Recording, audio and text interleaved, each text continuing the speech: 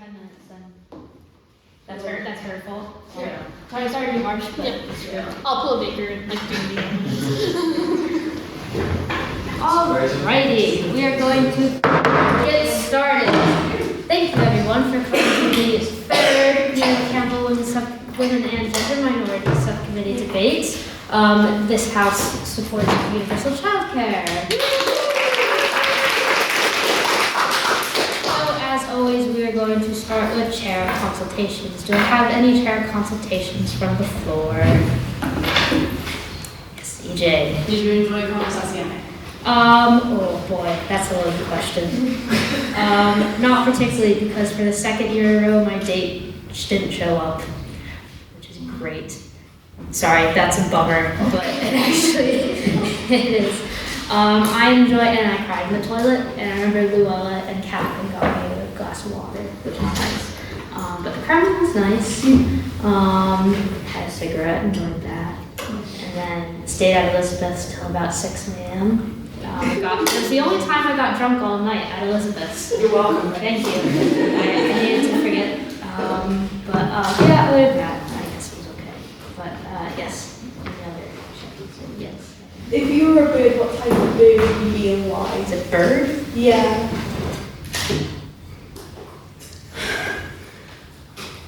I don't know, probably like a seagull. I don't know, just like annoys people and like steals like people's chips and everything. It's called a sky rat. So like, I feel like that kind of encapsulates me and how I'm feeling lately. So, which isn't great. But anyways, any other chair consultation? Yes, Minnie? Is there anything like particular that you miss on like America, like a certain brand or like something? I and EJ will test this because we've talked about it quite a bit, Panda Express.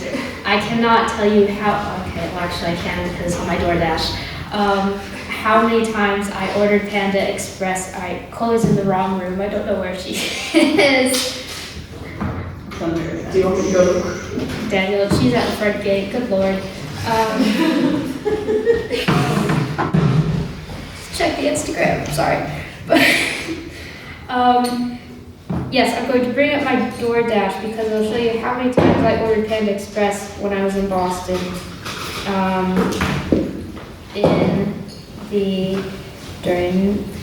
Let's see, okay, Panda Express. How long of a time period was it? This was only about like 3 weeks. Okay. I ordered Panda Express about 10 times on DoorDash. But Panda Express, I love Panda Express. Fast food Chinese takeaway, orange chicken, Beijing beef, broccoli beef, honey walnut shrimp, fried rice, half and half with white rice or chow mein, crab rangoons as well, delicious. With sweet sour sauce. Yes. What is orange chicken? No, okay.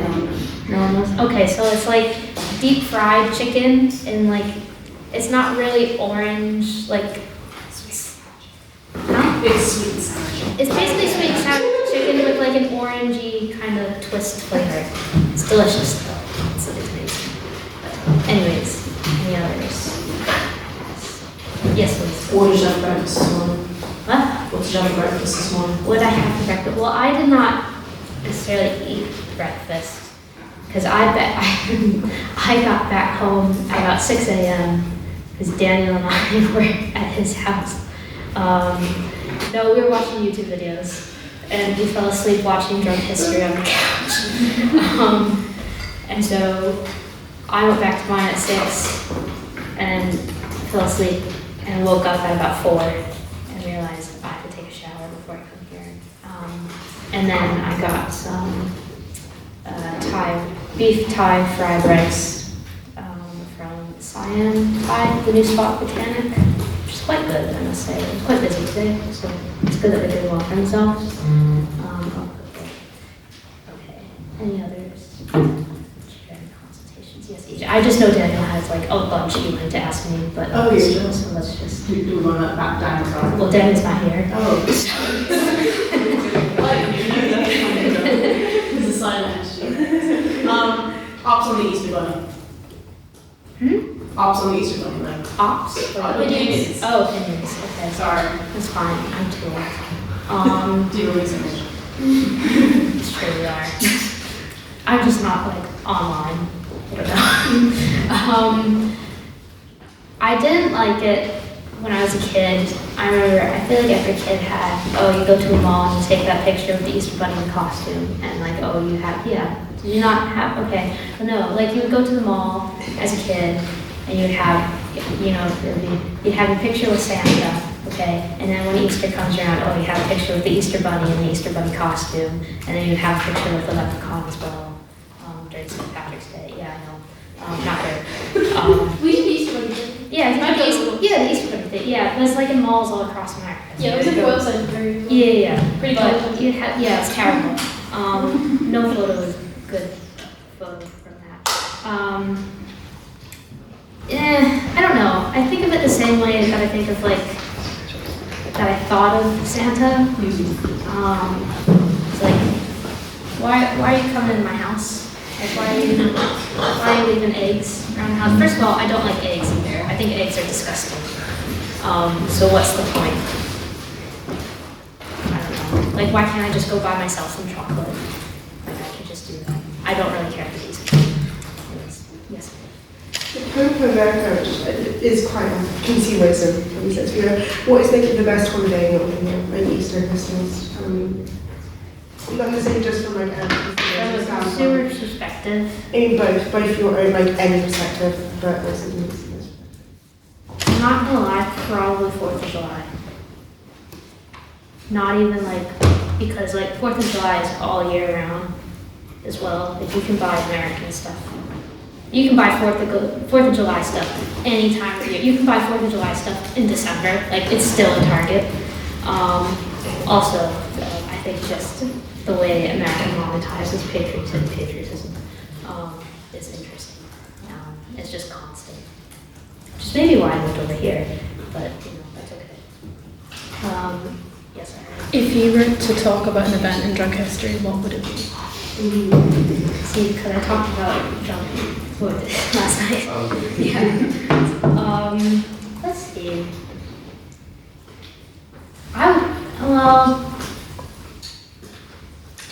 I think I'd like to talk about, maybe like the planned assassination of Ronald Reagan. I don't know why, it's just interesting. Or the Russian Revolution, because I really like the Russian Revolution. Or the Reign of Terror, because the Reign of Terror falls on my birthday, which is quite fun. That's the only way I remembered it in high school. Yes, Daniel? Do you care to enlighten the House as to what you said about Oliver Cromwell last night? I do not wish to enlighten the House about that because I did not know all the facts. Excuse you. And if you're going to pull that move, then I'm going to pull out my quote book about what you said before, which I'd be happy to share. I was going to save it for the last debate, but I'll do it now. Why not? Verbatim, Daniel said, he should know he's not going to be able to penetrate me. What? Daniel said? Yeah. There is context. Shall I whip it out in front of the whole students' union? He spends a lot of time beating meat. I was actually a bit What if he's got beta? Maybe the last one, but I know that's neither here nor there. Any other chair comments? Yes, Dan. Did you have a biscuit sandwich for breakfast this morning? I did not. I had the Thai fried rice that you saw me eat. I will say the biscuit sandwich is the Dr. Pepper of biscuit sandwiches. Agnostic, neither here nor there. I got Daniel to try Dr. Pepper for the first time last night, and he said, "Oh, I know it'll make it better," and he put a shot of vodka in it. But it actually did make it taste better, to be fair. It was more enjoyable. But anyways, any other chair consultations? If not, we'll move on to private members' business. This is your point to bring up anything you've seen in the news, anything that interests you that you want to bring up to the House at all. Are there any private members' business? Yes, Ella. What's the best Easter egg? Does everyone think? Yes, Bob. Chocolate orange. That's good. EJ? I'm gonna pull my thesis on this. I'm gonna say Tony chocolate only because it's like free chocolate. Buy ethical chocolate this Easter, guys. Any other? It's got to be Cadbury's mini egg, or just in general, if we're gonna like rank the different types of chocolate Easter eggs, I think Cadbury's tops Nestle by a very large margin. And also another hot take, I don't think fruit and chocolate should mix. Yeah, sorry guys. Yes, Ella. I actually agree with Daniel. And usually I don't agree with Daniel on anything to do with food, but I agree with the Cadbury ones. And also, if you go to your like Tesco Express on Easter Monday, those Cadbury eggs are gonna be £1, guys. On Club Card. It's like the best. Like just to celebrate Easter and Easter Monday. That's my biggest advice. Yeah, Cadbury is better than Nestle, also because Cadbury's fair trade, Nestle is not. But has anyone microwaved their mini eggs? Because it does make them insanely better. And I know this sounds like a Daniel ask. I have done many years of research, specifically 23, that it does genuinely make your mini eggs better if you just put them in the microwave for 1 minute. It makes them so melty and delicious. Like high key, everyone needs to try that. Okay, I'll go. No, I haven't, but I think this might be a very appropriate time to plug the O'Brien Easter egg drive that we're doing at the minute. If anyone has any spare Easter eggs, drop them in Dushin, Fake Constituency Office between now and Good Friday. I'm so sorry to go straight back to mini eggs. My flatmate did blow up our microwave at some point during the first semester, and I had. Your whole kitchen is making. Sorry. It's really now, right? So I had to think of a very quick alternative, and I would just like to inform everyone here that you can also air fry them, and it's pretty good. First of all, as a PSA, Zach, if you're listening to the podcast, get Elizabeth's kitchen sorted out. But also, I haven't microwaved an Easter egg. I have done it with my eggs and it's used to I will try that. But to outdo the weirdness. Just mini eggs. You're not microwaving eggs. No, I said mini egg. Yes, well, I agree with that. To outdo the weirdness, I've also dunked a full Easter egg into a cup of tea, and it's unreal. That's disgusting. It says so much about you as a person. Right. Yes, EJ. Daniel, did you grow up with food?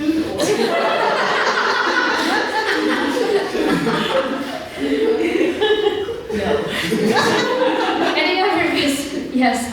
Everyone's talking about mini eggs, but no one's talking about the Domino's cream egg cookies. They're really, really good. Like, it's literally a cookie around a cream egg. Yeah. Gorgeous. It's so good. It's so good. Also, Domino's in general has been great lately. Like as someone who's like a pretty valuable customer, my delivery man knows me really well. But the cookies in general are so good. The cream egg cookies, amazing. And also on a Sunday, because they don't expect anyone to Domino's on a Sunday, it's really cheap. Like if you're a student. Oh.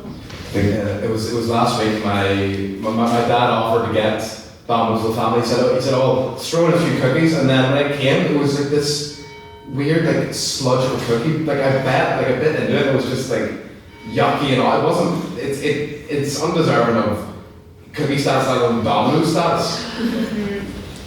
Anyone here rocking with a cream egg should be guillotined. Like, cream egg is the worst thing that's ever been invented. It's like made specifically for freaks that would like paste in their mouth. Daniel? Yes. It's like the worst idea. Guys, let's make a hollow cream egg and inside we're going to put the sickiest frosting you've ever thought of. It's not going to be enjoyable and you are going to gag a little. There's also no real way to eat it. You could go all in one and like choke a bit, but if you go halfway, like it's going to get all over your. There's no good way. They should be absolutely barred from existence. I completely agree. Like the first bite's okay, and then it's really messy, and it's also so sweet. But like that goes for any of those like Cadbury eggs. Like even Reese's ones are really ridiculously sweet as well because the filling of them like hurt your teeth. I think all of them, they're just like. They're not manageable. It's like just something to eat. It's just difficult. The whole concept of it. I'm very privileged to have a one for all at the moment, which means I'm doing all my shopping exclusively at M&S. Yes. And their Easter eggs are obscenely priced, like genuinely horrific. But they are also extremely good. The one that's like shaped like a bourbon if you, I don't know, go into overdraft for it, maybe. Of all the blasphemy I've heard around Easter, I didn't expect the cream egg to crop up on this front, but to defend the cream egg just because it's hard to eat doesn't mean you should enjoy it. Can I extend the motion to the floor? This house believes the cream egg has done more harm than good. Can I inject that? You need to second it. No one seconded it. No one seconded it.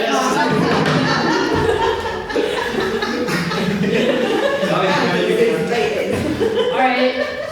What was the motion? This house believes the cream egg has done more harm than good. Okay, all pro for the more harm. No, more harm. More harm. More yes. harm.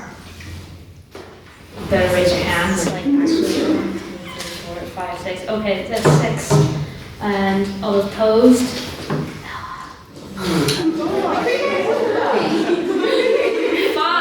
Haha. The pros have it. The cream egg has done more harm than good. That's passed. Thank God. All right. Any other? Yes, ma'am. You know what? Because like Easter eggs don't taste the same as like the chocolate they're wrapped. So what is the best chocolate and not just Year round. yeah, like outside of Easter? Because like the Easter eggs themselves taste different than the chocolate they're trying to wrap, and also many chocolates don't, and many companies don't do chocolates. For example, like some of the Tony's chocolates, some of them are really good and straightforward, but there's only 2 types of the Easter eggs that they do. Yes, because with their ethical, I'm going to reply to this, with their ethical supply chain, they can only make so many. Yeah. It's not like, if they had everything, they would probably not be as ethical as they are. Yeah. But they're also very good. I agree, and this is a similar gripe that I have with Heroes. The double decker hero tastes nothing like what an actual double decker bar tastes like. Yes, it I think does. the most accurate egg to chocolate bar, what's supposed to be counted as a chocolate bar when really big, is the Smarties Easter egg. I think that's the best one to replicate. That sounds disgusting. But of course, you would say that because you have no palate. That's what anyways. Any other? Yes, I mean, I'm more of a crisp person, obviously, but I think the best chocolate Easter egg is Kinder. Kinder is the best. Yeah. Try to fight me, I don't care. So can we count them as Easter eggs? Because you can get the Kinder egg all year round. You get the mini ones like, that come out at Easter time, we sell them on the back row. I put them on. Okay, I think we'll end it there. Kinder's the best Easter egg. And now we'll do minutes. Yep. Yes.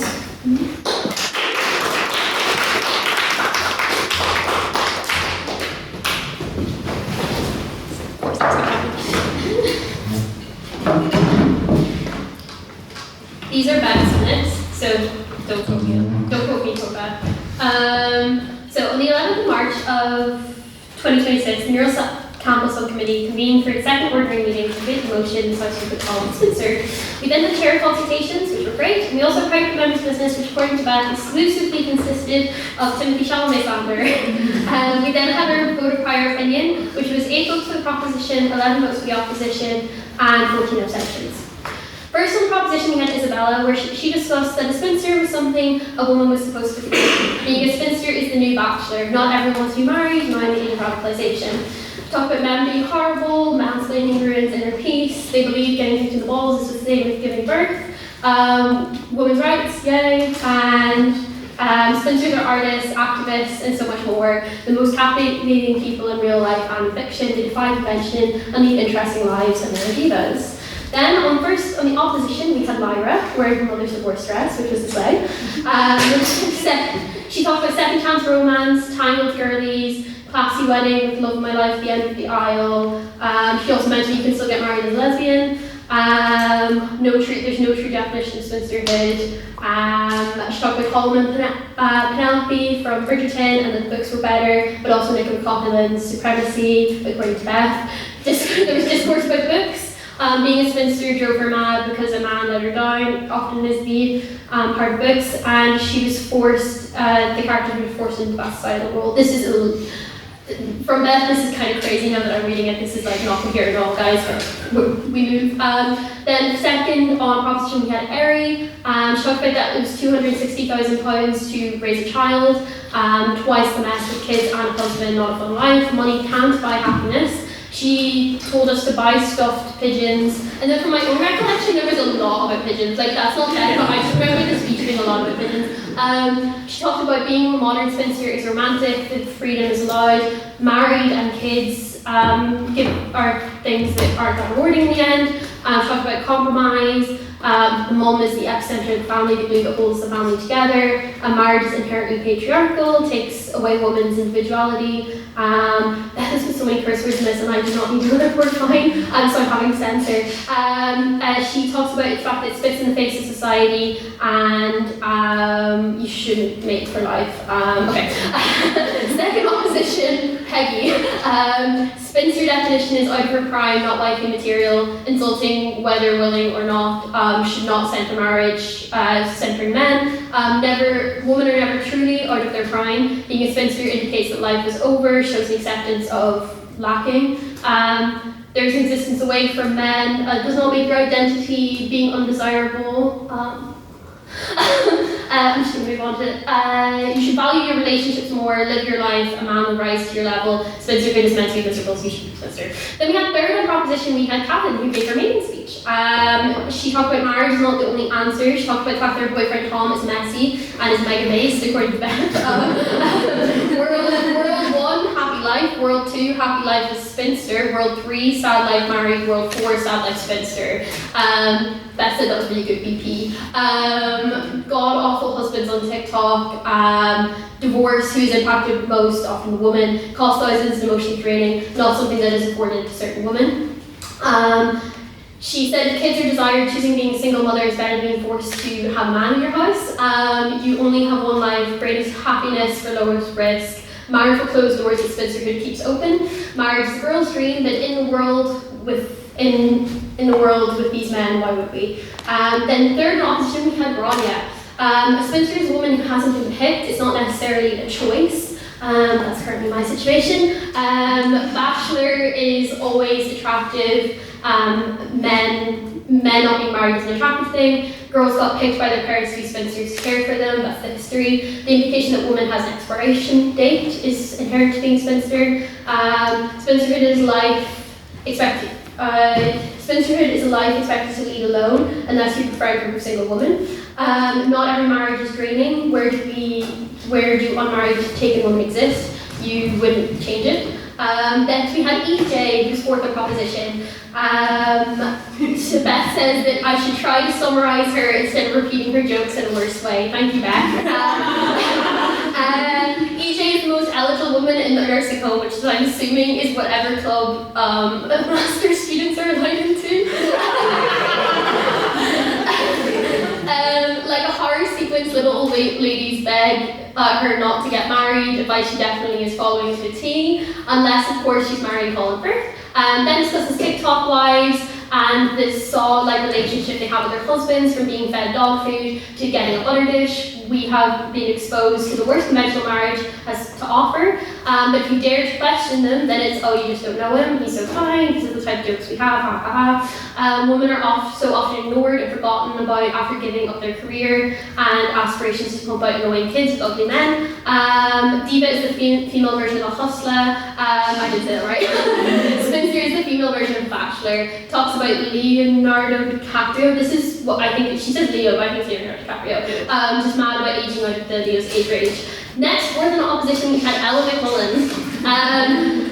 All she said about me was that when I'm saying she's referring to me. She threw up on me once with an F. That was not my speech, that's just Beth outing me for something I did on a bad night. And then that closed the debate, because apparently I said nothing other than that.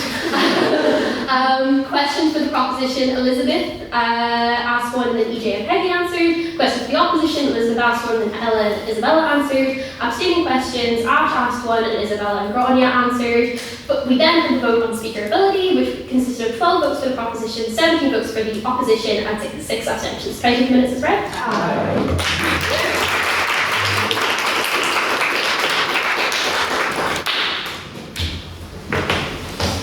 Thank you, Madam Secretary, for those minutes. Now I will go over the, vote of prior opinion then rules. I was clear with Yeah. you. Okay, yes. So first we'll have our vote of prior opinion. Can I ask those who would like to vote for the proposition, please raise your hands.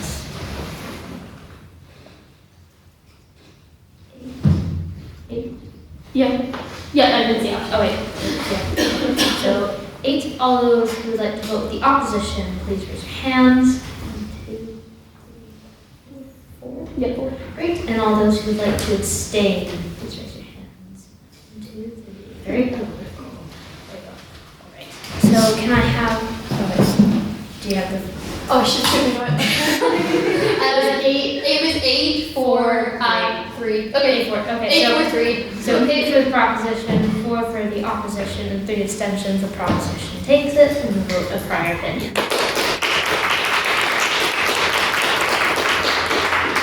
So to go over the rules of the debate, speeches are 7 minutes long. First and last minute are protected time, which are signified by the bell. Thank you. After the first minute, you are allowed to ask POIs, or kinds of information. Please keep those short and limited to 15 seconds. If you don't, I have gavel and I will bang it. Also, there is a rule about swearing. If you swear, you owe the house, me, a bottle of port, Ella, 4, which you will pay. So please do not swear. If you do swear, pay it timely, please. Okay, that's it, right? Yeah, all right, great. So I would like to invite our first speaker for the proposition, Eri.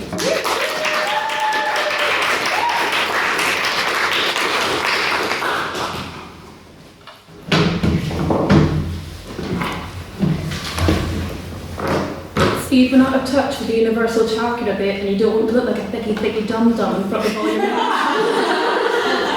Well, allow me to enlighten you. Those unminded of you might have just heard that last time I spoke, I was yabbering on about how children were evil little cretins who took away everything you are as a woman. While I still believe that, today I am transformed.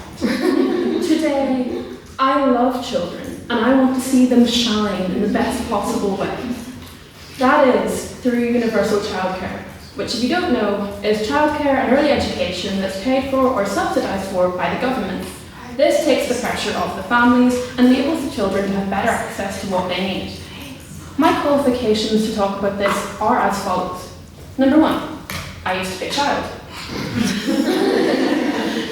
Number 2, I would argue that many of my current friends have the minds of children, and so their care is of the utmost importance. If I have children, sure, I want nothing more than to escape them for a couple of hours and go to work, but in all seriousness though, this country's childcare needs improved. While it most definitely should apply across the world, for the purpose of the time, I will focus on here, because we are getting left behind. Also, I really wanted to get my Matthew O'Toole super hat on and attack the government. While he mostly does complain about puddles, this issue is pressing. So, yay scrutiny. One of the main problems we have here is that there's a lack of responsibility for childcare by any department. Instead, it's shared between the Departments of Health and Education, the Educational Authority, and the Training Inspectorate.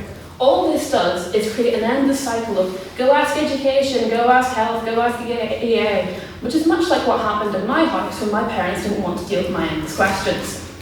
To put it simply, what the government needs is an independent childcare body which will focus exclusively on effective, high-quality childcare that is, might I add, universal, a policy that is precise and inclusive to all. Since it isn't like that now, I do just want to go ahead with it and smash this system. Here's why. For all you beautiful statistics lovers, brace yourselves to be slapped in the face with some lovely, lovely numbers. 110,000 children, that's 1 in 4, are currently living in poverty. So the situation for kids is already bad, right? Add on to that parents spend around £9,300 a year on childcare on average, with 75% of parents having a higher education bill than their mortgage per month. It costs more to send little Dave off to a childminder per month than it does to pay for a home that you live in every day. It does just blow my tiny mind. Universal childcare would help these children early on in life and ease the financial burden on parents. Yes, while we do have the Northern Ireland Childcare Subsidy Scheme, try saying that 5 times over, which allows for 15% off their childcare bills, it's still far from where we need to be.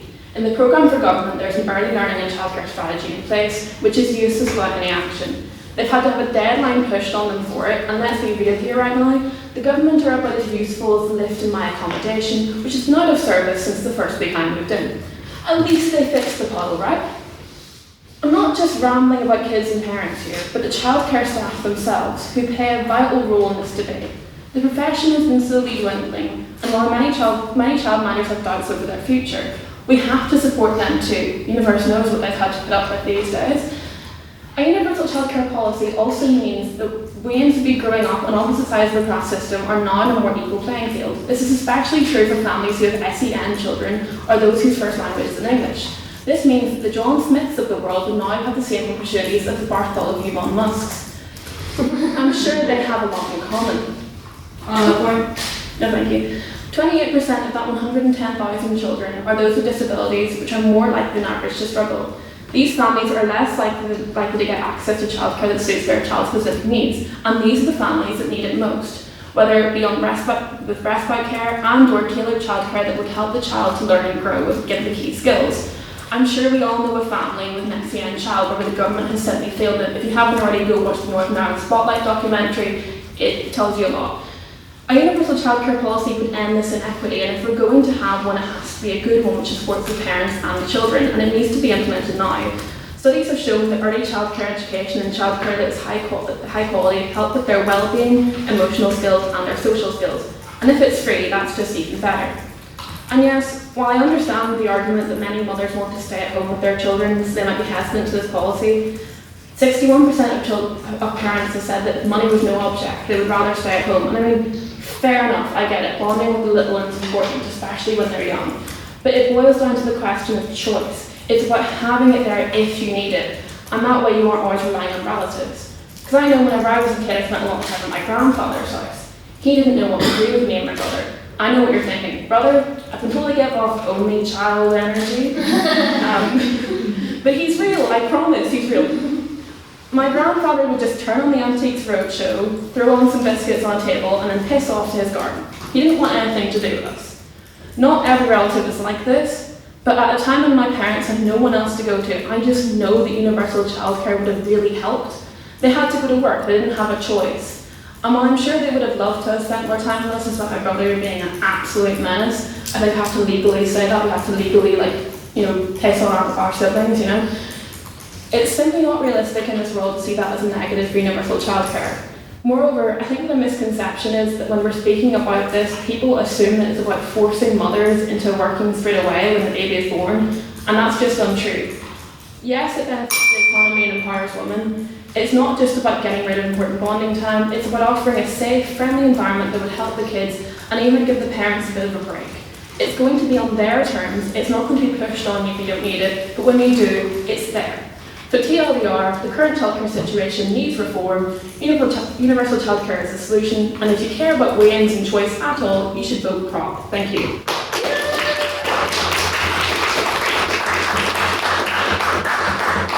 Thank you for that fine speech, Eri. I now invite first speaker for the opposition, Chloe.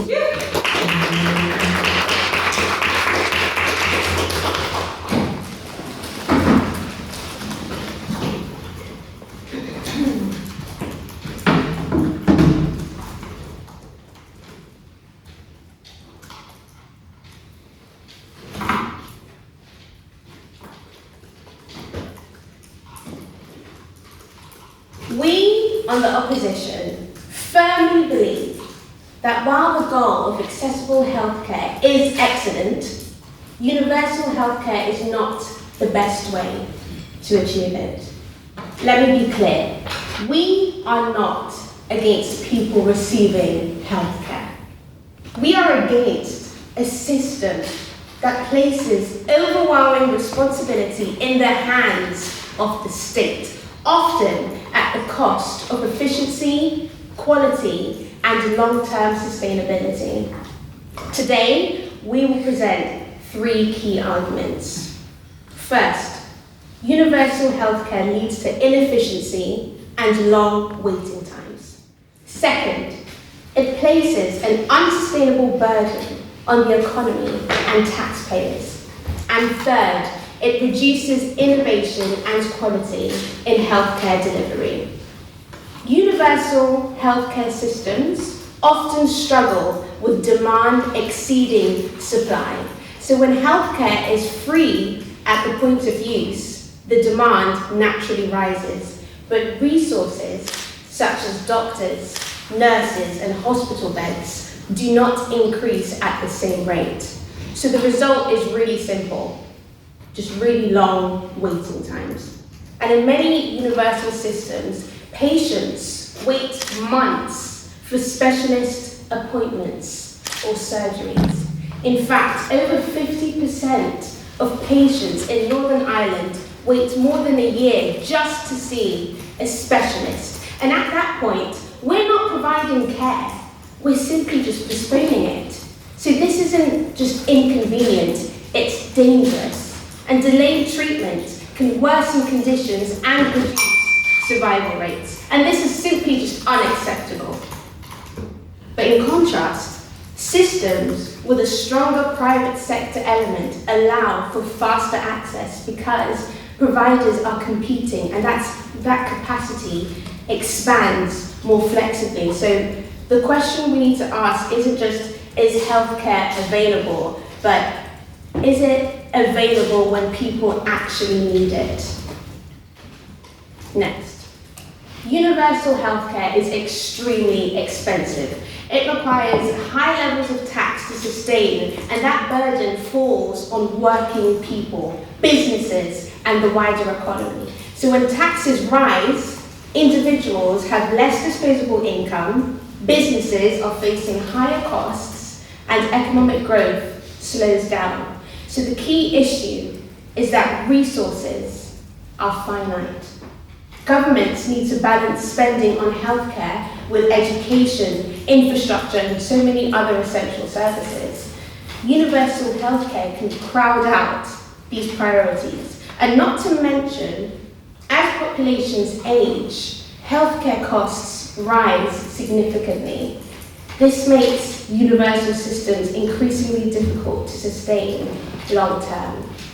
Economically, this is linked to what we call an aging population. So as more people retire, there are fewer workers paying taxes and more people relying on healthcare. So that's putting serious pressure on government spending. And by 2040, nearly 1 in 4 people in the UK will be over the age of 65. That's significantly increasing demand for healthcare. So while the idea sounds fair in theory, in practice, it's creating serious financial pressure that future generations, that includes us, Gen Z, are going to have to bear. Finally, my last argument. In systems where the state dominates healthcare, there's often less incentive to innovate, improve efficiency, or enhance the patient experience. Competition drives improvement. Why? Because providers are not competing for patients and funding in the same way that they would in more market-based systems. Now, of course, systems like the NHS do have performance targets and some internal competition, but it's still very different from systems where providers have stronger incentives to attract patients and improve services. In the NHS, hospitals are mainly funded by the government and don't rely on attracting paying patients. So this means that there's less competitive pressure to improve services or to reduce the waiting times. So my favourite example is Germany. Countries like Germany show that it's possible to achieve widespread access to healthcare while still maintaining competition and shorter waiting times and high quality care. So universal healthcare concentrates the cost heavily on the state and the taxpayers, but mixed systems spread that cost more effectively while still ensuring that people are covered.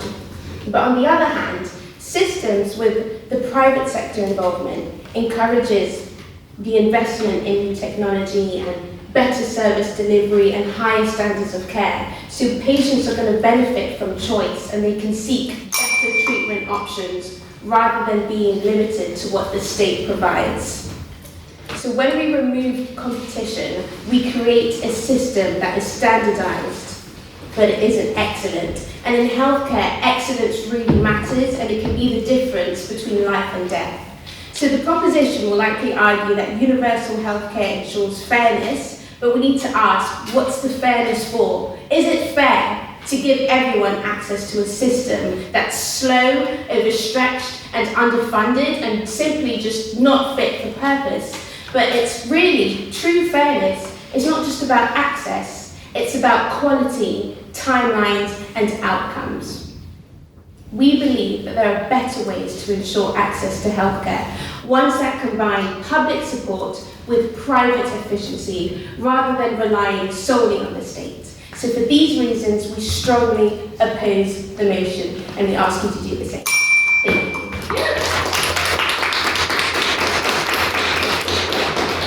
Thank you for that fine speech, Chloe. I now call on the Secretary for the proposition made.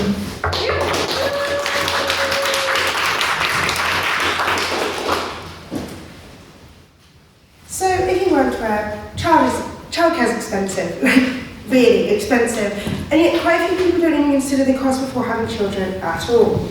While most of us, if not all of us, never had to pay childcare yet, in the future, most of us, if you decide to have some little crotch goblins, that is, will have to at the very least pay the cost. And if you don't, you'll probably hear your friends complain about it. And also, like I said, we all children want. Now, I won't go too far into it as I already explained, but in Northern Ireland there's a couple of schemes such as the NI Childcare Support Scheme or the Universal Credit Childcare. However, these barely help. Childcare costs are insane. While we've never had experience paying them, Google exists for this very reason, which told me that the NICSS only covers 15% of the childcare, meaning that some families are looking at paying them £1,000 per child a month, even after this amazing helpful service, which, by the way, is awful to apply for, and not everyone who works is actually eligible for, so it's basically useless.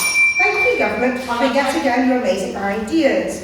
Sure, go ahead, EJ. Should parents not just consider the cost of children before having them and account for the fact that they will have to pay for childcare? Yes, again, the cost of things is going up at an exponential rate that people aren't realising. People that have 2-3-year-olds now that are having to pay for that childcare, they might have been in the same time, same income as they were back then. However, the cost of everything has gone up, so including childcare. It isn't something that you can predict. The average lower middle class wage for women, by the way, because of the lovely gender pay gap and the fact that even in today's society, it's the women who usually have to stay home when push comes to shove, is around £35,000. Not mentioning that many women also do lose money after giving birth because of maternity leave and the whole concept that giving birth and needing time off after a £10 blob comes out of you is so foreign to CEOs, and women are less likely to be promoted because of this. Sorry, wrong debate, later issue, but actually no, this is relevant to this debate, no thank you. Because you know why? The government decides something important such as childcare alternatives. More of the anti-trade worshippers who somehow control most of the companies might appreciate the fact that they only exist because of women, or at the very least, legally they can't do anything, which makes childcare more free and more accessible. Women are able to work, as there's less of an excuse for their husbands telling them to stay home, as well as making the idea of the working mother more acceptable, because there's still so much more stigma around women working when they have children. Back to childcare, where the cost can range between £10,000 to £15,000 per child for 40 hours a week in over a year. But great, that's still one child. That's £20,000 more extra money if both parents work instead of just one. But that's not the case. Many families have multiple kids, and some families in Northern Ireland with 2 kids, they look at paying around £27,000 a year for childcare, which many more people do not see as worth it, because why would you? After that, that's only £8,000 a year, £150 a week, and that probably only just covers the cost of petrol used getting to and from work and dropping the goblins off at childcare. I hope you can see why this debate is futile, because there's no stance point you can take against universal childcare. Grant, 2 parents, 1 child, extra money even after childcare. Great for that fairy tale family. What about those who come from single parents? Especially if you have multiple children and a single parent. There's no financial incentive to get a job there, because the benefit system is so screwed up, which I can explain afterwards, but I do not have time right now. but they'll have more money if they go on benefits with their childcare than they would if they had a job and childcare and then also potentially, even if they were on benefits. It's a completely messed up system that I unfortunately know a lot about. But universal childcare will significantly improve the situation for everyone involved. Although opposition may argue that once kids reach school age, the cost significantly decreases, sadly childcare companies have caught on to this little thing and they increase the price of childcare after school and before school, where like say it costs £60 for some people to have their kids in from 7:30 to 6, but £30 for them to be in from just 3 to 6. That's ridiculous. Many parents, especially mothers, struggle with the idea of giving their darling offspring off to a stranger for 40 hours a week while they go sit at a desk. And I mean, fair, it's human nature. But as Eri spoke about, parents of children with disabilities struggle with this far more as they're often more careful with them, but also because the childcare is much harder to obtain. But having universal childcare has become more common for these parents struggling with separation to be understood, and there'll be open conversations about it. This support and lower childcare costs would also encourage people to have children, so they wouldn't feel so alone and without a village, as it were, which I know is what puts a lot of people off without that support. On that point? No, thank you. And this would increase the birth rate, which many politicians and people are actually worried about.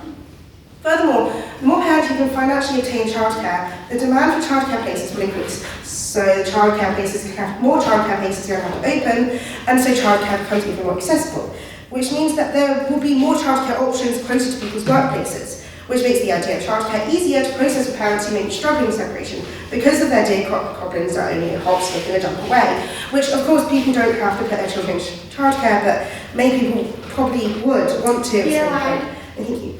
Not to mention, by the government having an interest in these companies due to paying for them, there'll be an industry standard and more regulations. I know there already is, but there'll be even more so, which would improve the general experience of an industry which already does have a few issues. The increased amount of childcare also would improve the economy, by not only enabling more parents to join the workforce and allowing them to keep their money, be able to invest in a variety of other businesses, but also providing more jobs, and increasing the general income of a population in any given area. It also enable the whole childcare industry to flourish, because currently, although childcare is so expensive, the childcare companies are barely getting by. And I think even those with the least interest in economics in the world, and the economy is currently making every economist have the same experience that many of us have had to deal with at Kremlin when a random guy just starts dancing on you, awful, and it makes you want to jump off of the ground. Do we not believe that the economy could do with the saving grace of your friends pulling you away from that guy, or in this case, at least having more money invested into it? Lastly, because I'm running out of time, we are aware that this will probably be expensive. What isn't? However, not only as I mentioned this will increase the economy in the long run, but it's been done before in countries that probably couldn't afford it, such as the USA during World War II. The scheme was done in order to allow women to enter the workforce to fill the labour shortage created by people shooting each other. However, this got removed after the war because all men returned and they decided they wanted docile, wash-wives, housewives again. No matter what though, this shows it's possible and when needed, and it's very much needed. Seriously though, come on, whether you want some wow, this is a hard word to say. Crotch goblin clones running about or not. Whether you want to work or not. See, apparently I definitely do not need them. Nonetheless, you'll realise the benefits of universal childcare and how much this will improve the lives of basically everybody around you, whether you have kids or not. But if you believe in empowering women who want and do get it all, then proposition is the only side you should vote for. Thank you.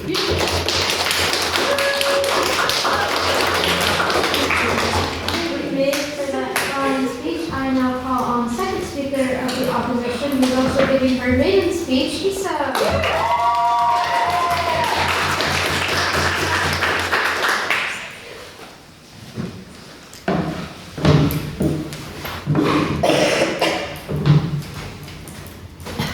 Sorry guys, I did just arrive from the flight yesterday, so it'll be very wonky, but thank you.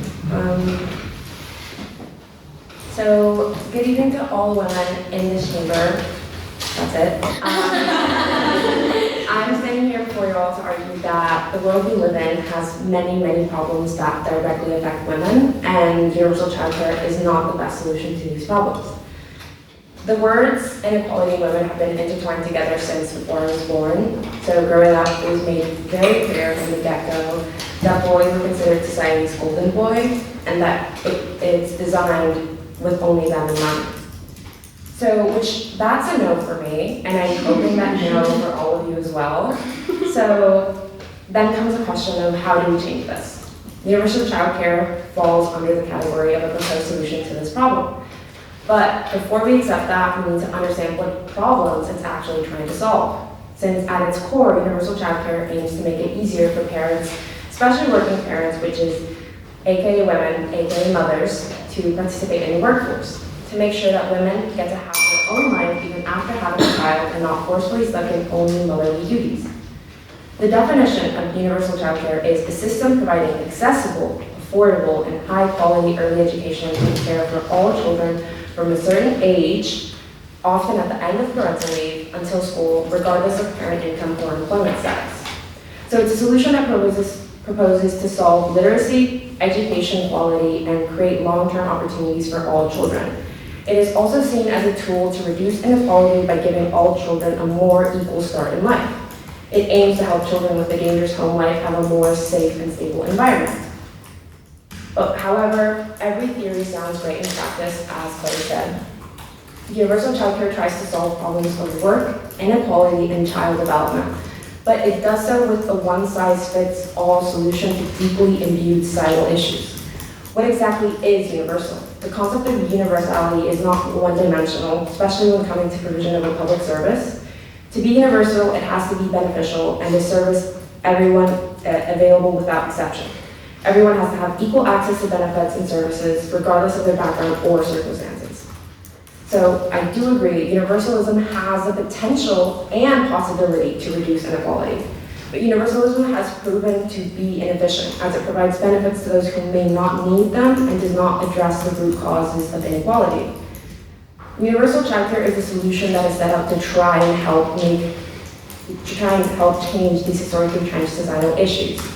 However, assuming that making a service public automatically makes it better is not always true. Universal childcare is built on a good intention of making childcare accessible to everyone, but accessibility doesn't always equal quality. When public services are put in practice, the reality we see is a struggle with underfunding, long waiting lists, and overstaffed and overworked workers. Look at the NHS. It's subsidized healthcare, similar to the subsidized childcare, but look at how inefficient it is. Taxpayers pay £220 billion a year, and yet wait times are years long and people don't see their doctors until it's too late. Universal childcare would turn out to be the same. The government won't know who's going to use it, no thank you, since it's optional, so it'll spend more than it'll need, and we'll end up with an inefficient childcare service. Universal childcare would not just be a huge taxpayer burden, it would be an inefficient one. Then there's the fact that public services don't always match the quality or flexibility of private ones, which then create an inequality between social classes. Sorry, lost my place. Because when public childcare is lower in quality or harder to access, wealthier families can still afford private care, while lower income families rely on the public system. So instead of reducing inequality, universal healthcare risks reinforcing it. It would create a system where some children get flexibility, smaller groups, and more attention, and others get whatever space is available, regardless of quality.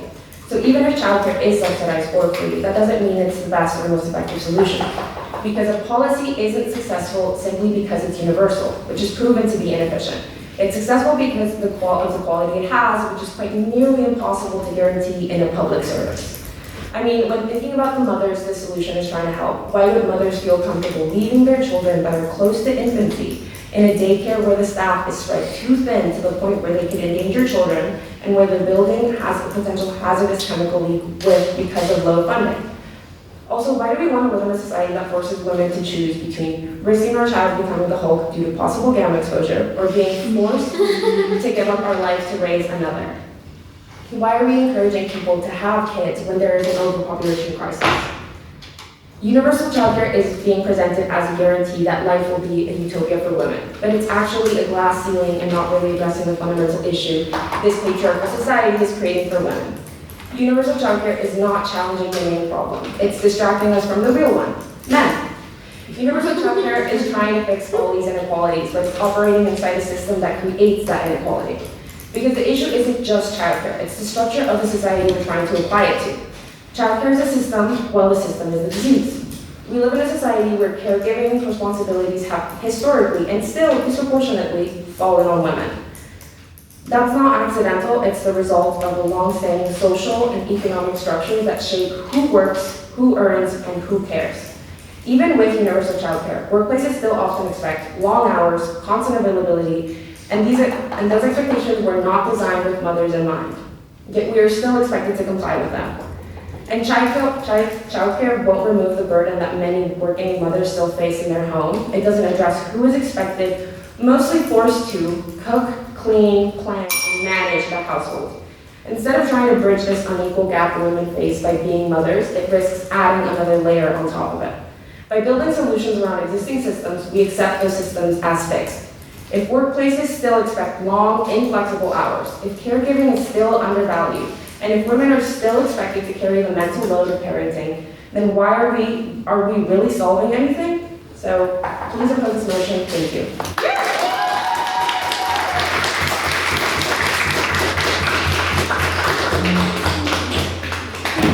So that was wonderful maiden speech. I now call on final speaker for the opposition, Lyra.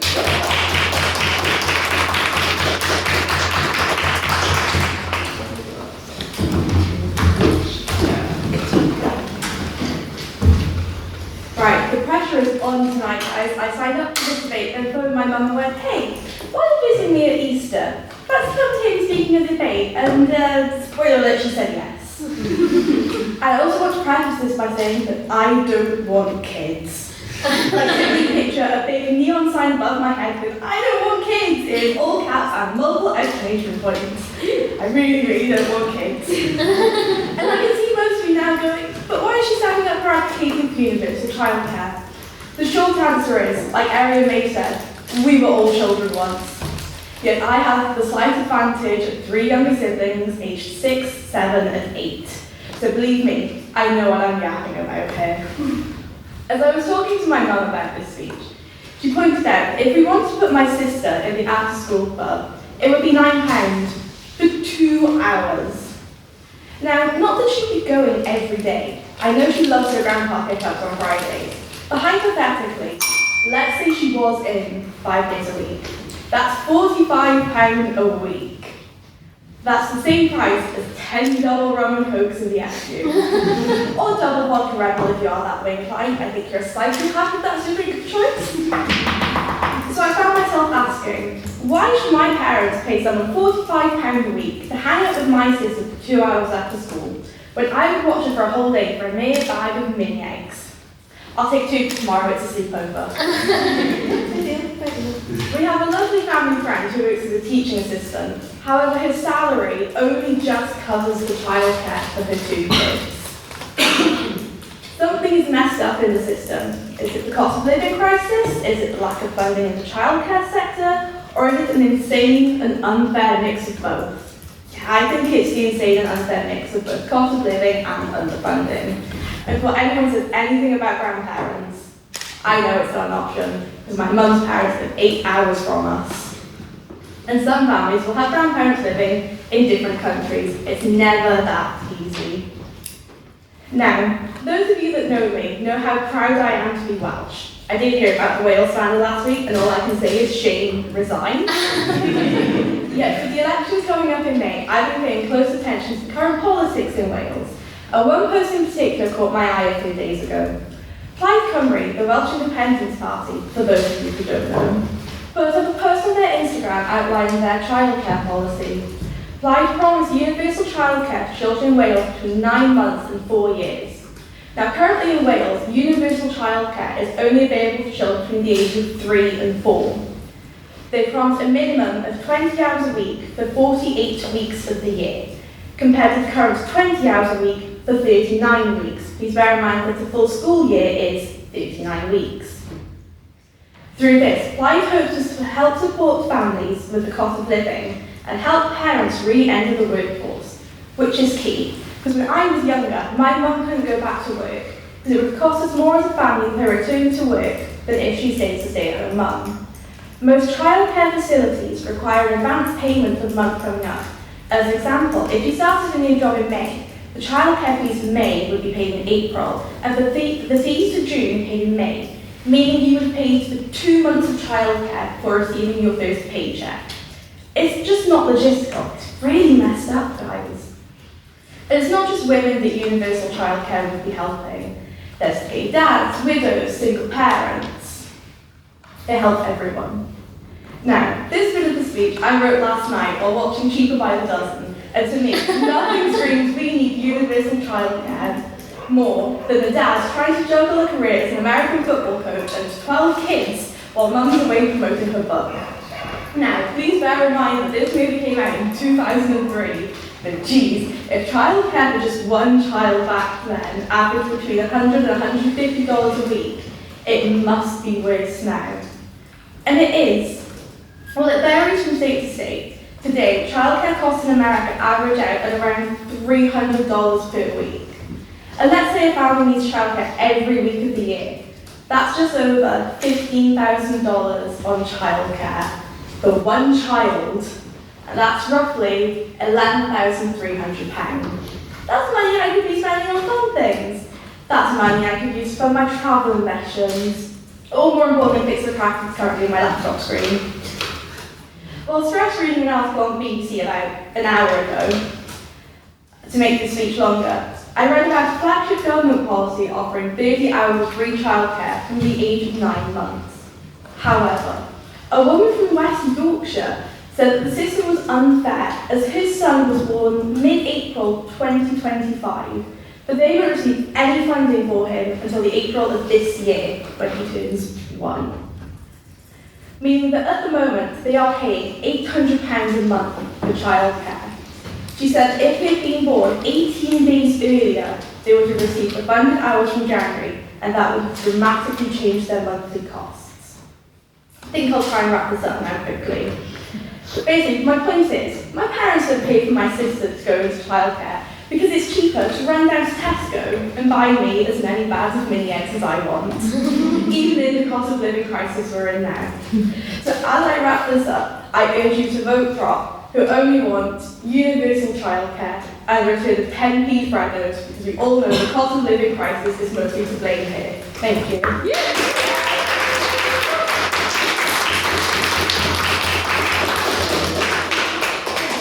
For that wonderful speech, I now call on final speaker for the opposition, EJ.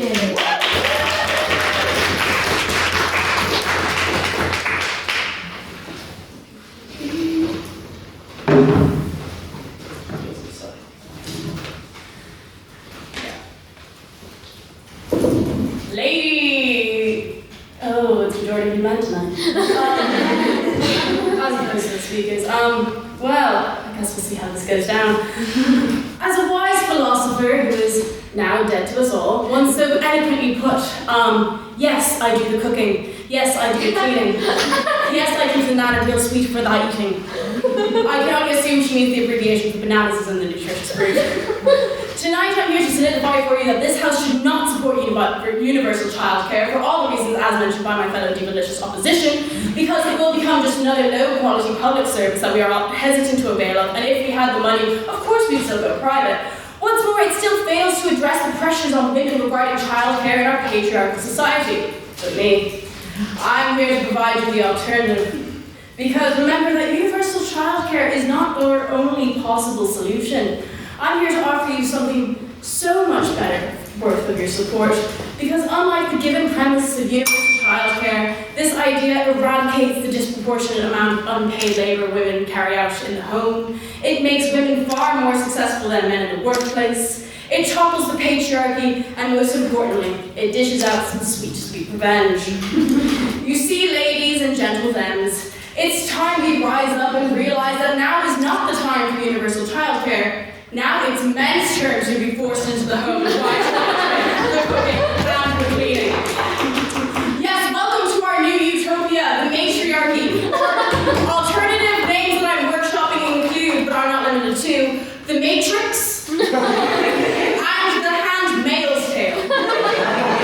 Although I might run into a few copyright claims on those, so I am still taking suggestions. Catch me outside if you have any more ideas. Now, in this model, men will be subject to the same homemaker fostering conditions as women were in the 1950s of America or the 1970s of Ireland. For example, as soon as a man gets married or has a child, he will be forced to leave his job and look after the children. And divorce is illegal, but only for men. Just in case we get the ick, or they actively choose to wear skinny jeans, women can still actively choose to divorce. I think we can all agree that men as a collective have shown that they're not quite suited to the independence the current world offers them. By starting wars,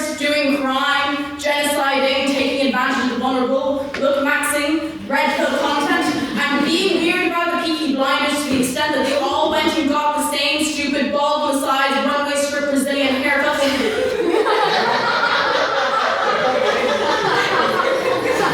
about how many things would be fixed tomorrow if men just stayed in the kitchen.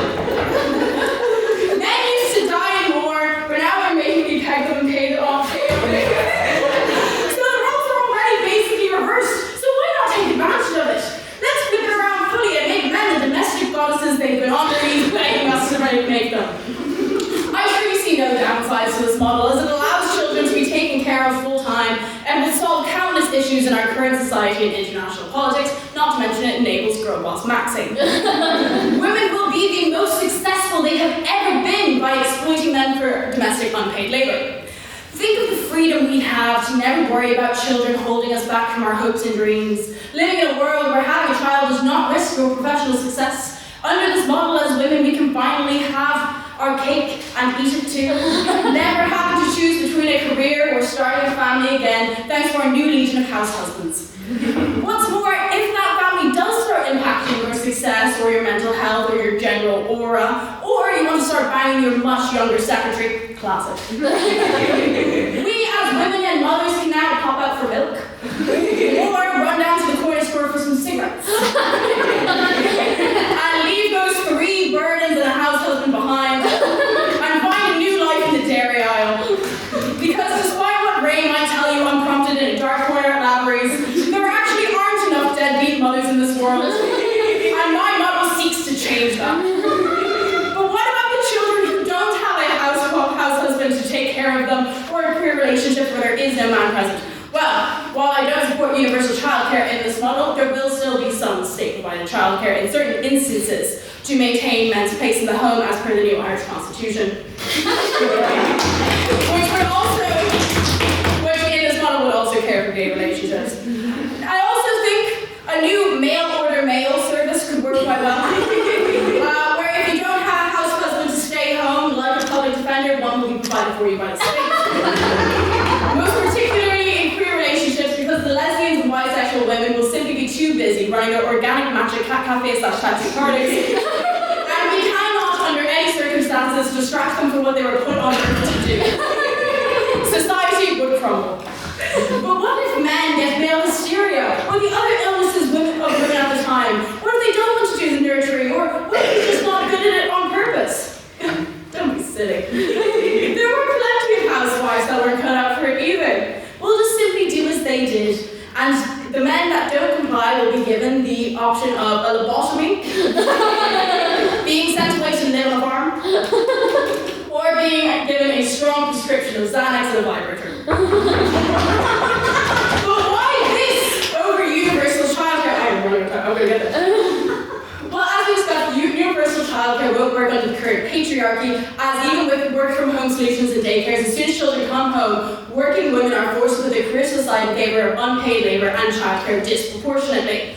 So while working men get to come home to their families and they continue to work on their papers and the study with a glass of scotch while their working wives get the dinner on and occupy the children, men under universal childcare still do not pick up more unpaid labor, nor do they work from home, nor when they work from home. At the heart of this issue, we need to solve the unpaid labor crisis for women, and my model does that. But what about inequality? But what about it? I'm not looking for equality. I'm not even looking for equity. I'm looking for revenge. Yeah, for true equality cannot exist until men themselves suffer systematically under the scale women once did with regards to childcare. Forcing men into homemaking roles they once condemned us to solves everything. Universal childcare is a lie sold to you by the patriarchal idea of modern equality. But how can there ever be real equality with the historical precedent we have, knowing what they once did to us? Ladies and gentlemen, real equality will not be achieved until men are forced to live as we once did, to understand our pain and perspectives. Real equality will not be possible until we force these men to walk a mile in these Louboutins, with several children clinging to him as he tries to make a passive bait on them before his wife gets home from her corner office. This house does not support universal childcare because it does not address the centuries that the patriarchal system has exerted pressure on women for. So instead, this side of the house is looking for revenge, and revenge is a dish best served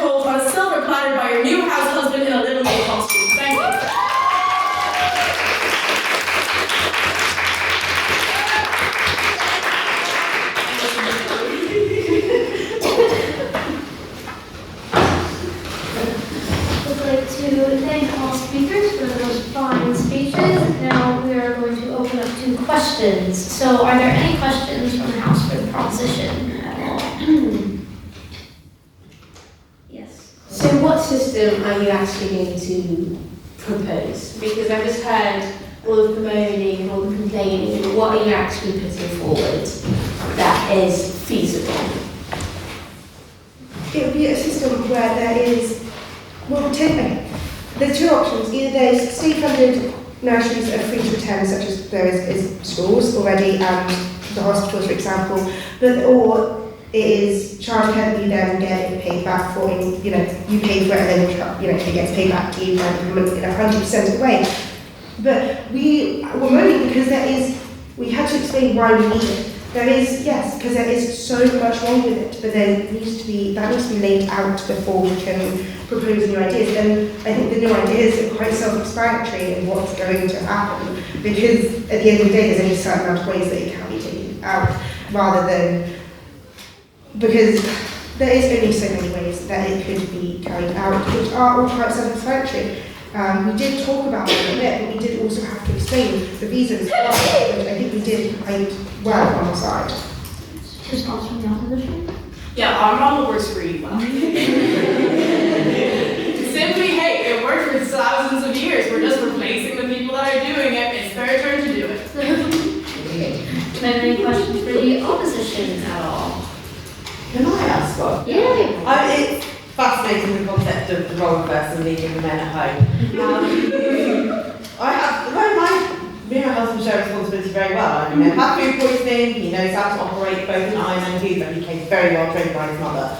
How do you propose, if we're role reversing and we're looking at keeping our men at home, how do you propose we look at the labour shortfall? Are you then actively supporting immigration into the workforce to cope with the shortfall of labour, because now all our men are at home and you're not expecting them to juggle the side hustle, the part-time job and childcare, you're just expecting them to do the childcare and the housework. We manage it. There's going to be a huge labour gap created by that model. Yeah. How are you proposing you're going to get around that? And how are you then motivating young men in the education system to better themselves and have careers and have education as we're doing for women? Yeah. Because you're then telling them that actually you're going to not matter now. You're going to suffer the oppression that we've had and we've been fighting against for decades and millennia. Although, hilarious to watch my husband stay at home and do everything I do. I can't see that oppressing all the men of coming generations as being beneficial to anyone. Absolutely. So, there was quite a few in there. I'll try to don't worry. If I miss something, do. I've got some generational experience here. You guys haven't. So, as someone currently trying to get a job, I would quite benefit from a labour gap myself as a young woman. That's 3 degrees. So we actually, as a whole, we would benefit from a labour gap because we're seeing like tons of educated young women who really want jobs are not being able to get them. So this would create that gap in the job market we're all looking for. Also on the subject of men that are getting university education and trying to better themselves. As someone who's met men in university education, it's not always necessarily that they're, but I'm sure men have hopes and dreams, I don't know. But like that, women for so many years, like the purpose of this model is to flip it on its head. Like men don't have the choice because women don't have the choice. When women went to university originally, they were told like, oh, MRS degree, you're here to find a husband. Guess what? Now they're here to find a wife. It's obviously it's a very much a philosophical model that I'm putting on your head to kind of try So to would you then hope that in like 200 years time that it would be you then upon an equal footing come back to it? Yeah, so it's kind of this thing where if we ever want to achieve real equality, they are going to have to be oppressed at some point. Is the model I'm running, where like women for thousands of years, like before recorded history, like have been in this domestic role where they've been oppressed, they were considered citizens in Rome, like all this kind of stuff. It's time that we do that for a few years, decades, centuries, because I feel like then they will fight for their independence, and then we can be like, okay, so historically we were oppressed, historically you were oppressed, now we can figure out some equal footing, because to just be like I've always had these frustrations where it's like, women have overcome so much to get where we are. For us to all sit at this table is insane, but like, this wouldn't have been thought of 300 years ago. But we've fought so hard to just be equal with them. And then they're like, oh yeah, no, that's cool, like, sorry about the press and all that. Like, you can come sit at the table with us now, it's chill.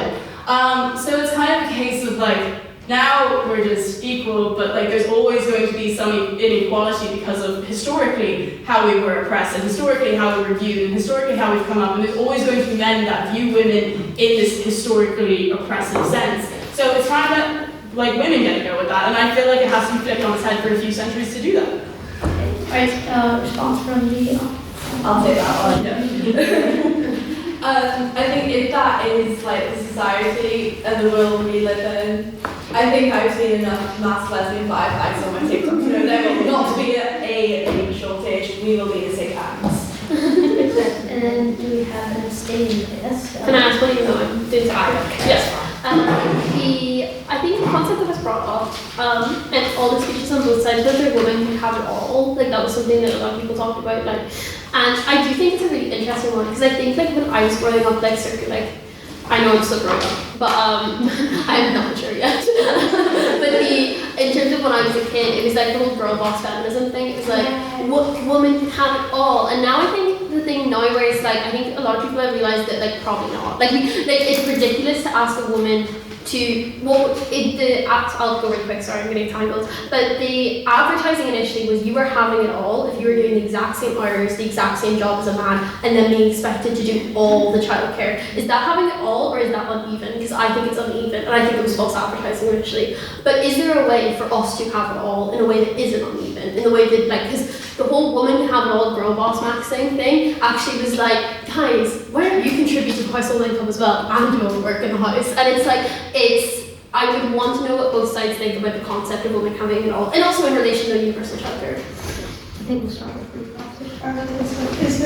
So, okay, but at the minute, women do try and have it all. However, when they do, it comes at a detriment to the family. The family themselves can't, like I was saying, it's quite expensive, and most of the time people can't, women can't afford to go to work even when they want to because of the childcare costs. And that by having universal childcare, it would mean that women can have all, because not only that, it would also make the idea of the childcare be actually an issue that is the general population's issue, not just women and not just mothers, a bigger thing. So because of that more awareness, you know that it would push the awareness into, men's circles, and then they'll be able to then also see that it isn't just that they might take on some childcare as well, but by having universal childcare and childcare being free, women are more able to go into the world and have it all because they can afford. It isn't becoming a financial burden on their family for them to also want to go to work,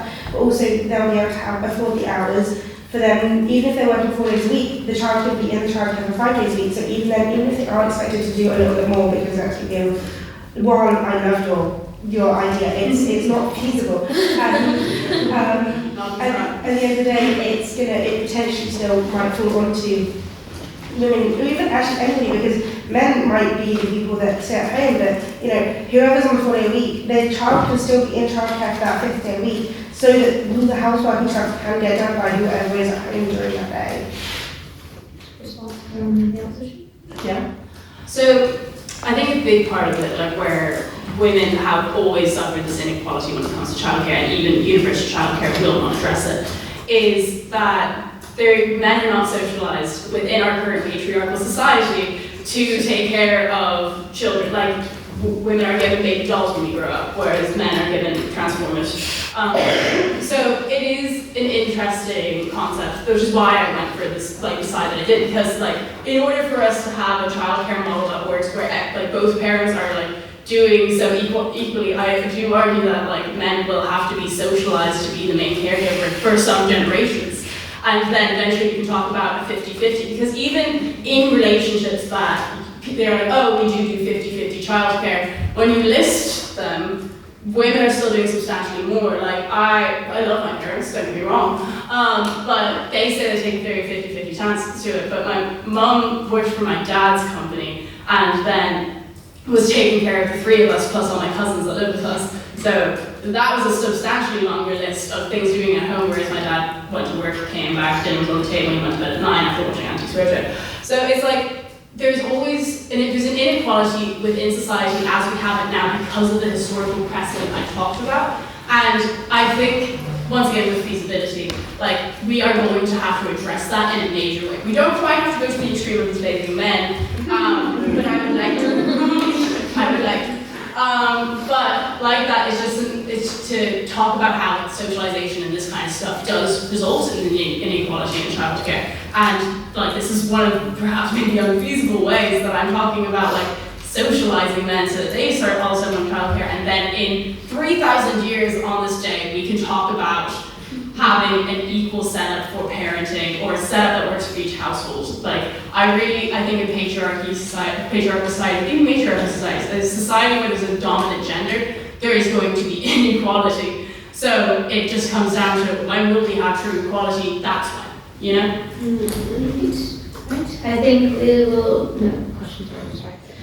We will move on to the vote of speakability now. So this is not what side you agree with the most, this is about what side you think spoke the best. So can I get a show of hands if you think the proposition spoke the best? 5, yes. Can I get a show of hands if you think the opposition spoke the best? 5 as well. 5? All done. I keep missing Ash. Where is all person? Sorry. That's it. Can I get a show of hands for abstentions, please? 3? Who? 5? 5 now? Wait, when you miss Ash, that's 6. Was it 6? No, it was 5. One, two, three. Okay, so the vote to speak, this is a crazy thing for my first time as secretary. The vote of speakability census, 5 for the proposition, 5 for the opposition, 5 for the abstention, so the motion falls, or just stays the same? The motion just chills. The motion just exists in the universe. Happy with it? Yeah. Alright, so if you announcements beforehand, Daniel wanted me to plug Belfast to the venue tomorrow. It's our bar crawl where Daniel and I hide, and you have to go to bars and find us. Where do you think we should go? I think we should go to bars because it's not interesting. You'll all be found there. Are you sure? Because that is where my second favorite society always goes. But anyways, we might be going to spot. Who knows, to hide. I will not be looking for anything but. Well, if we're there, we can spot us quite easily. It's always empty. What else? Also, I am announcing our next Women's Subcommittee debate. This is not going to be our last one. We are having a fourth one on the 14th of April, and this is the motion that certain council members shot down. It is this House, oh God, I can't remember. Believes that men. Yes, this House believes that men just can't get it done. You can say, it's up to you to decide what the it is. I have a certain it that I think it is, but other people might just thank you for laughing. I appreciate that. I have not put it on the sign-up sheet yet, but please, if you have interest, let me or Ella or Beth know, or anyone really who likes women, you know who they are, obviously. I don't know what to tell you. Sorry, this is freaking out.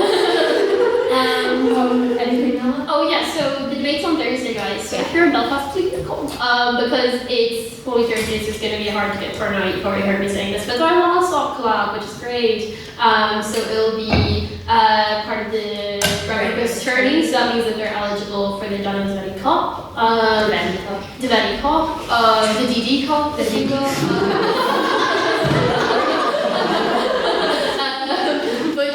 so please show up to that. It'll be really fun, it'll be really interesting. Some people in here are speaking on it, they don't know that yet, but they've been at that immensely in my brain. And yeah, it'll be really, really good. Next week is, so if you know anyone who's really desperate to speak next week on the CU Club, or kind of like not really CU, I'll go figure out that comes to CU Club, but the separate religion from politics thing, that is so popular, and I mean, I'm getting harassed left, right, and central on my WhatsApp DMs about that debate, and I just have to pick the speakers, and the speakers are going to be picked on Saturday. And I mean on Saturday, curtains drawn. So if you know a friend who wants to speak in that debate, like I can't pick everyone. We can't have like a 9v9. So it is what it is, and I'm really, really sorry, especially because anyone in here really wants to speak on that debate, because you might be speaking, you might not, but I'm going to take into consideration of who hasn't spoken along, who expressed interest in it circa in January, because I'm going to be real with you, there's people who asked about it in January. So please spread the message that that debate's in quite high demand, and not everyone will get to speak on it, because I have replied to people, but I also need people to stop messaging me about it. It's crazy. But yeah, okay, that's it. With that, I would call this meeting adjourned.